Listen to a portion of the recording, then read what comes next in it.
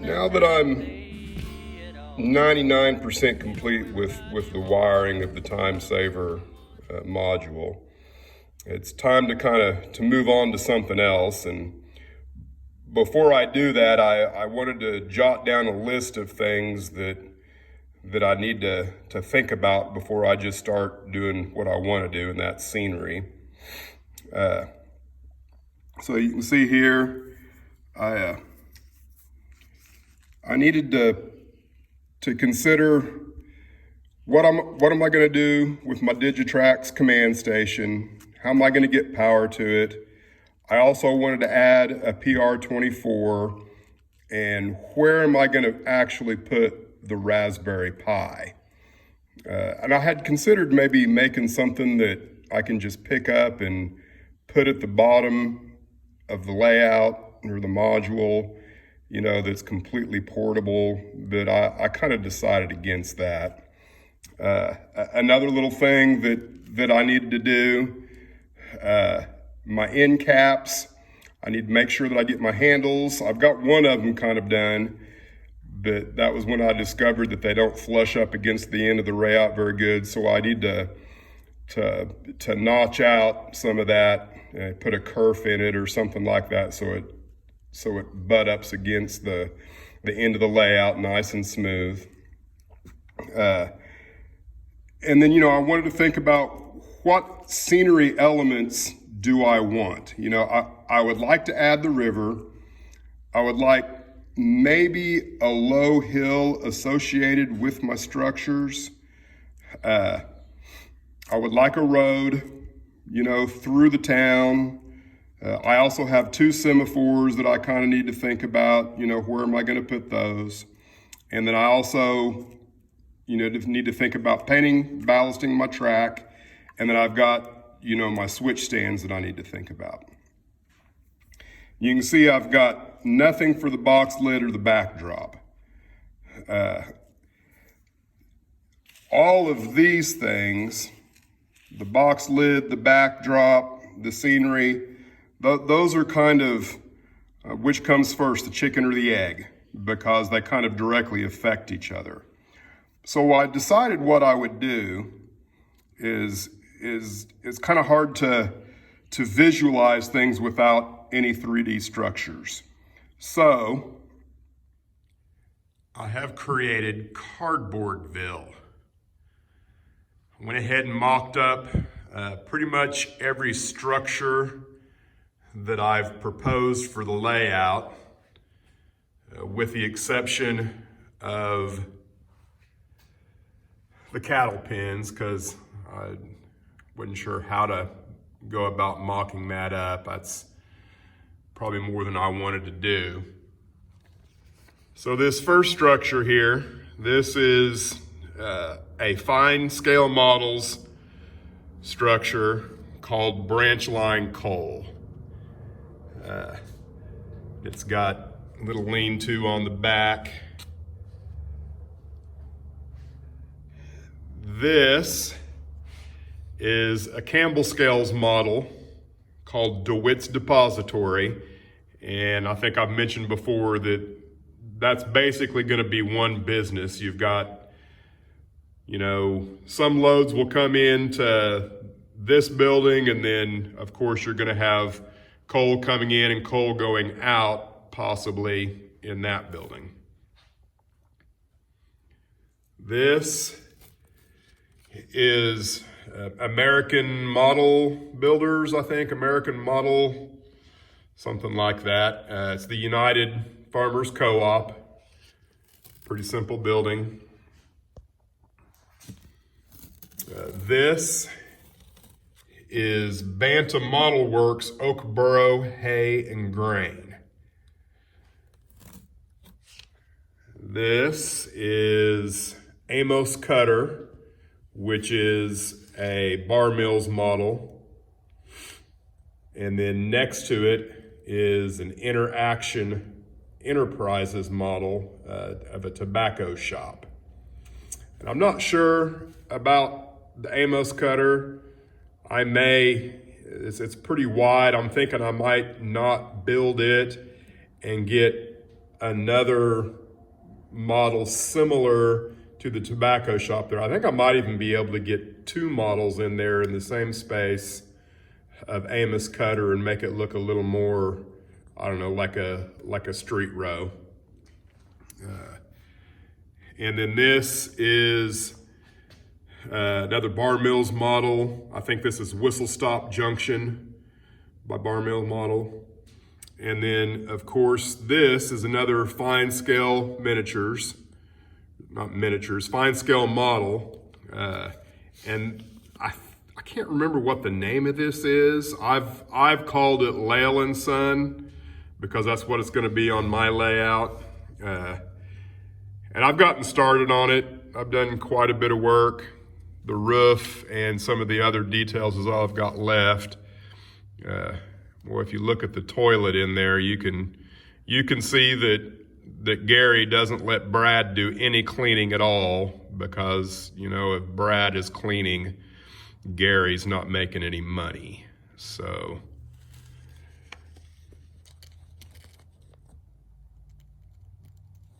I've still got some work to do on it. I haven't done any work with powders yet. Still got the water spout for the water tower there. But overall, I'm fairly pleased with the way it's gonna look. You know, with the exception of what am I gonna do with Amos Cutter, I think it's all gonna work pretty good. I have noticed one issue.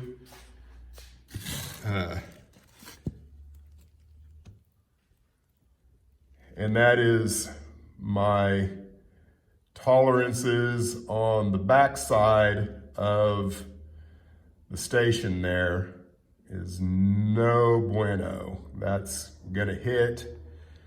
And I think what I'm gonna have to do is maybe build up the station where it's a little higher and then make part of my operation that the only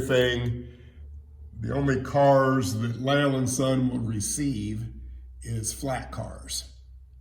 Now the question is whether or not I can get my locomotives up underneath the eave there, because that's what I'm gonna have to do is make it to where the eaves are a little higher than the locomotive itself, and I think I'll be okay. Otherwise, I might have to look at getting another station, one that's a little more narrow. But I think what I'm gonna do now is go ahead and operate a little bit just to kind of see how it's gonna work, you know, in operation. Not that there's much operation to it. But eventually this here will be a river scene with some mountains in the distance or hills going up into the mountains in the distance, the backdrop, that kind of thing. That's my plan, to have the river come through here and then break away and go back behind the buildings and use the buildings and some trees as a natural scene block for the river to disappear. You know, before I get into any of that, I wanted to kind of clean up some other things that needed to be done. So I'm going to attach this to the bottom of the layout. It'll be semi-permanent. You 4 screws and I can pop this out. This is a PR4, which will allow me to program the mobile decoders in the trains and whatnot. It'll be another connection to my PR4 or my Raspberry Pi, excuse me. So this will connect to that. And this will be on the bottom of this. And the plan here is that when I hit this switch, the layout, everything will be plugged into that and the layout will come on with one flip of the switch. That's what I'm getting ready to do, is go ahead and mount this and get it all, what little bit of wiring is associated with it, get it done, and then I can move on to maybe building some more cardboard box houses.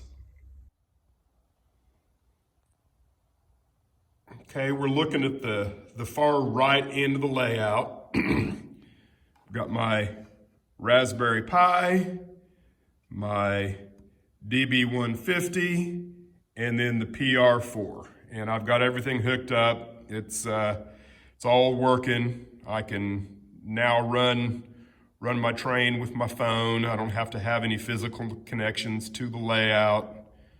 If you've never done that, it's really nice to be able to use your cell phone as a throttle, not tethered to anything.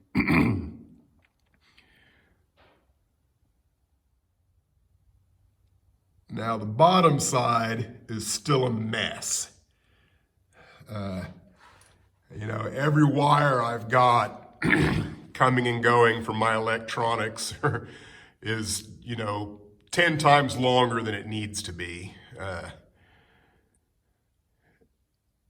So I'm gonna have to come up with a creative way of doing that. Some of it I can cut, this is the power supply to my tortoises. That can easily be changed and manipulated to where there's not so much there, but all of the warts are pretty bad as far as what am I going to do with all that. So I'm kind of going back to the idea of maybe creating a power caddy again. I might leave all of that up there, but then the power strip itself, I don't know. I don't like this at all. So I've got to come up with some way to clean that. I'm not inspired right now to do it, so I'm probably gonna have to sleep on it and think about it for a while before I jump into it and figure out what I'm gonna do. I've gotten some work done, just some cleanup work where I've got my end cap placed on. I did some readjusting down on this end of the layout. You can see I probably still have some more if you saw those cars move from left to right there. It's because this end of the layout is just a little bit, there's a little dish between here and this switch, and these cars here that you spot on that track, they want to roll back towards the station. So I still obviously need to do a little work on that. And I've gotten the other end also placed on. And I think I haven't decided yet. I might drill a hole. I don't know, this may actually work here since it's already there to run my wire out that goes to my monitor for the computer. Of course, I don't have to have the computer, but that would just be for convenience. Now, kind of back to the scenery. I've got online and I have picked out and purchased 2 more buildings because I believe I can easily get in 2 more buildings in this area, and I may actually be able to keep Amos Cutter. I think that's a bakery. I can't remember exactly what the prototype is, but I think I may actually be able to keep that as well, but I'm gonna hold off on doing anything major until I get those buildings in the mail and get them mocked up. But what I'm thinking is there'll be a road that will come from the backside of Lale & Son, follow along the track, and then that road will kind of just go right along the edge of the track side and then go back behind these buildings and then disappear somewhere behind the co-op there and have some trees, kind of a scenery block. And then that road would reappear somewhere in this area where there would be an access area here to the coal facility. And I've played around with this a couple of different ways. I'm still not 100% sure how I'm gonna make it work. And I may end up kit bashing this in a way that will make a little more sense, because people come in, I believe, to purchase coal for their homes and whatever here. And so it's rail served back there, and then it's also rail served back here, but there's no place, if I put it where the dock actually is, I can't have the dock on the switch. And I've tried a few other locations, swapping these two. And right now I'm thinking the best solution is gonna be having it there, so I can spot a car on the backside, a coal car here, and a box car there, which is gonna make a little complexity in the switching situation. But that's kind of what I'm thinking, and that road that comes back behind there will also come in here somewhere. Again, I'm just kind of thinking out loud right now is what I'm doing. And I also believe I might try where the road comes across here from Leyland Son. I'm thinking about raising these buildings up about the width of that styrofoam, and then having another road that comes up here and disappears behind some trees going up into a hill. I don't know if I'll be able to do that. That's just an idea at the moment. But that's where I'm at. I'm waiting on 2 buildings, get them mocked up, and then I will probably make some big decisions on scenery. And if I haven't mentioned it, I just, the 1-inch foam I've got back there on the back, that's just there to provide a backdrop for now. I don't think I'm gonna use that because I'll lose an inch of space on the backside that I think I need. But that's where I'm at right now. And I probably won't get anything else done this weekend. So I'm just waiting on buildings to come in.